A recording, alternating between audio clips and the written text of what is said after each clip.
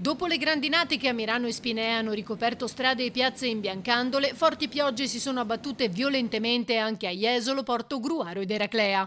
Strade e garage allagati, esondati anche i canali scolmatori nella campagna di Portogruaro. Una bomba d'acqua, la definiamo proprio così, si è scaricata in una parte del territorio, la parte più residenziale a nord della città, quindi Jesolo Paese per intenderci, in alcune zone che storicamente sappiamo essere interessate da problemi di allagamenti.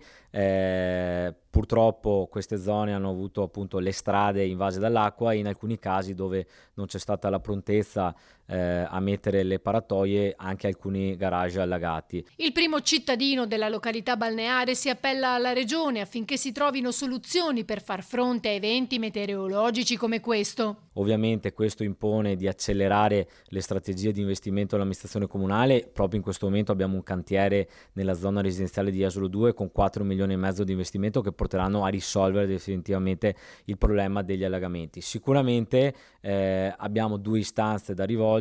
La prima è legata alla necessità di avere risorse sui territori, appunto per i comuni, per incentivare questo tipo di interventi di resilienza sul territorio. Dall'altro lato chiederemo alla Regione l'attivazione dello stato di emergenza proprio per andare incontro ai privati che hanno subito dei danni nelle prime ore della mattinata di oggi. Un appello volto a migliorare le capacità e la prontezza del territorio nel reagire al tempo instabile per il bene della popolazione. Intanto anche il sindaco di Portogruaro è intervenuto sottolineando ed invitando i cittadini alla massima prudenza.